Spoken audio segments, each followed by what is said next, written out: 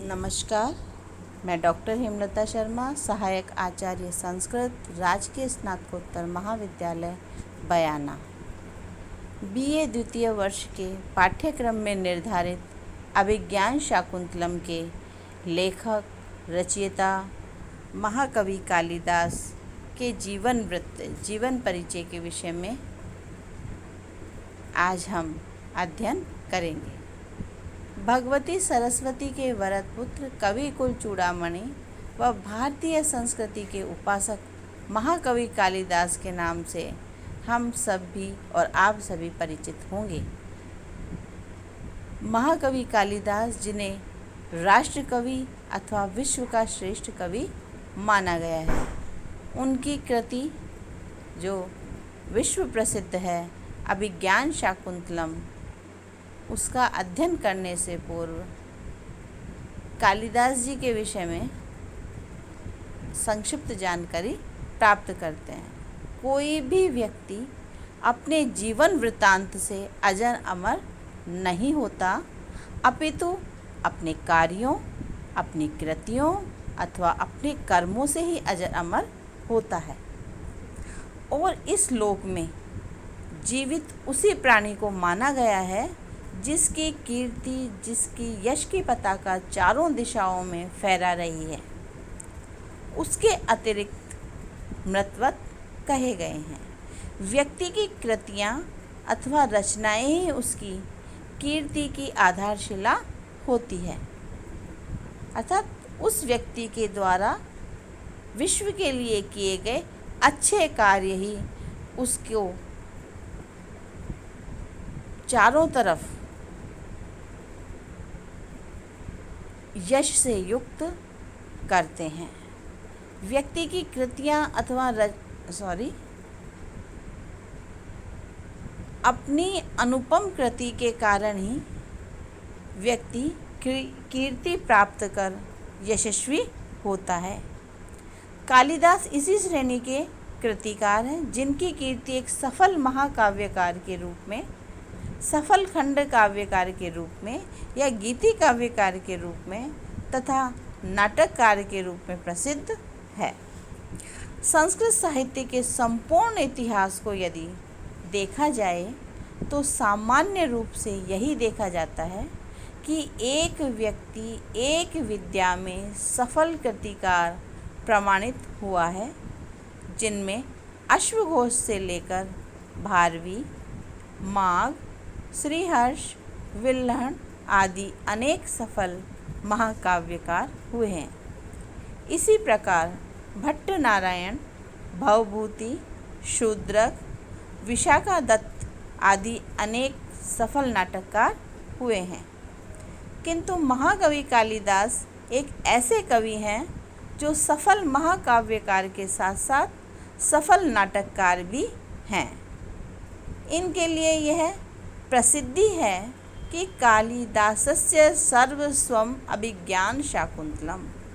महाकवि कालिदास धन्य है और उससे भी अधिक धन्य उनकी जननी, उनकी अम्बा, उनकी माँ हैं, जिन्होंने ऐसे विद्वान पुत्र को जन्म दिया है। कहा भी है, गुणी गण गणना आरंभे न पतति कठिनी, ससंभ्रम आद्यस्य तेनाम्बा यदि सुतिनी, वद वंध्या कीदृशी नाम। दूसरा, पुरा कविनाम गणना प्रसंगे कनिष्ठिकाधिष्ठित कालिदासः अद्यापि तत्तुल्य कवेर अभावात् अनामिका सार्थवती बभूवा। तो महाकवि कालिदास के जीवन वृत्त से, जीवन परिचय से संबंधित ठोस प्रमाण उपलब्ध नहीं है, जिससे सभी प्राचीन एवं अर्वाचीन विद्वान एकमत हों। इसका कारण कवि द्वारा स्वयं अपनी रचनाओं में स्वयं के विषय में कोई जानकारी उपलब्ध नहीं कराना। इसलिए उनके जन्म स्थान, कार्य स्थान, समय और कृतियों का सही ज्ञान प्राप्त हो सके। अनुमान तथा किंवदंतियों के आधार पर कालिदास बाल्यकाल में महामूर्ख थे और जंगलों में घूमते हुए गायें चराकर अपना जीवन यापन करते थे। महाराज विक्रमादित्य से असंतुष्ट कुछ विद्वानों ने उनको नीचा दिखाने के लिए उनकी इकलौती विदुषी पुत्री विद्योत्मा का विवाह कालिदास से कराने का निश्चय करते हैं और कालिदास को सभा में ले जाकर मौन कालिदास का विद्योत्मा से शास्त्रार्थ कराकर कालिदास के संकेतों का महत्वपूर्ण अर्थ बताकर अपनी योजना को सफल बनाकर दोनों का विवाह करा देते हैं। किंतु एक रात को उष्ट्र शब्द का सही उच्चारण न कर पाने के कारण कालिदास अपनी पत्नी से अपमानित होकर घर छोड़कर चले जाते हैं और भगवती काली की उपासना कर कवित्व शक्ति प्राप्त कर पुनः अपने घर आते हैं और अनावृत्त कपाटम द्वारम देहि वाक्य का उच्चारण कर अपनी विद्वत्ता का परिचय देते हैं। उनकी पत्नी ने द्वार खोलने से पूर्व अस्ति कश्चित् वाग विशेषः प्रश्न किया। कहा जाता है कि तीनों शब्दों अस्ति, कश्चित् और वाग, इन तीनों को लेकर तीन काव्यों की रचना कालिदास ने की। कौन कौन से हैं?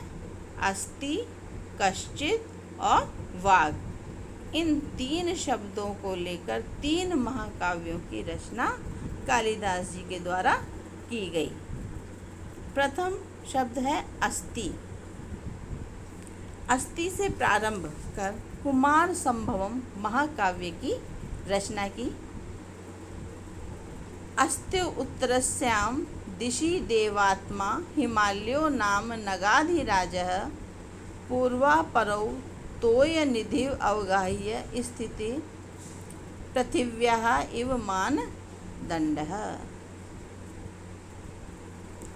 उसके पश्चात दूसरा कश्चित् शब्द से मेघदूत खंड काव्य या गीति काव्य इसकी रचना की।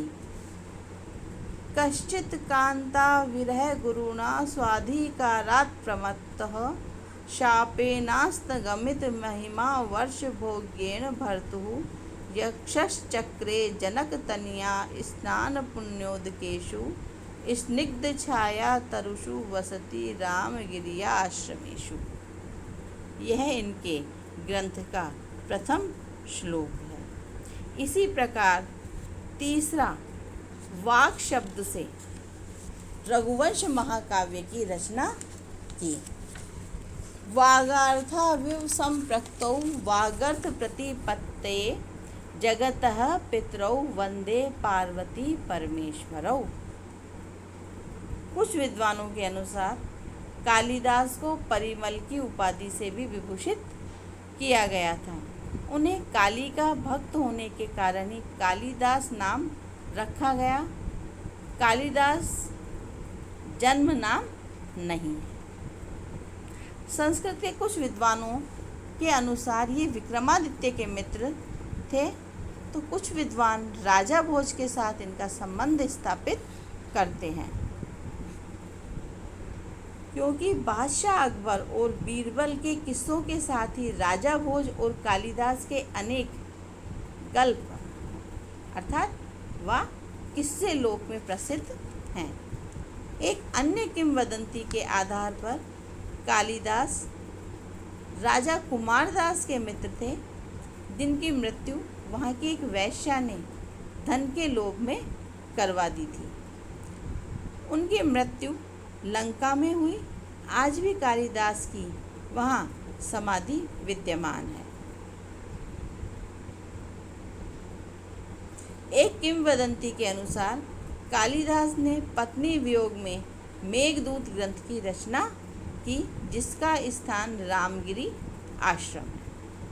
इनके ग्रंथों के अध्ययन से ज्ञात होता है कालिदास शिवभक्त और ब्राह्मण थे। इन्होंने संपूर्ण भारत का भ्रमण किया। ऐसा प्रतीत होता है कि ये राजाओं के साथ भी रहे हों, क्योंकि इनके काव्यों में राजसी ठाट बाट का भी वर्णन प्राप्त होता है। इनके ग्रंथों के अध्ययन से ही यह विदित होता है, ज्ञात होता है, इन्हें वेदों, दर्शनों, उपनिषदों, रामायण, महाभारत, गीता, पुराण, आयुर्वेद, संगीत शास्त्र, व्याकरण, ज्योतिष, छंद शास्त्र, काव्य शास्त्र आदि अनेक विषयों का अच्छा ज्ञान था। तो अंत में यही कहा जा सकता है कि कालिदास उच्च कोटि के विद्वान थे। इनकी रचनाएं ही इनकी बहुज्ञता को सिद्ध करती है। तो आज हमने कालिदास के जीवन परिचय के विषय में जानकारी प्राप्त करी। आज इतना ही। धन्यवाद।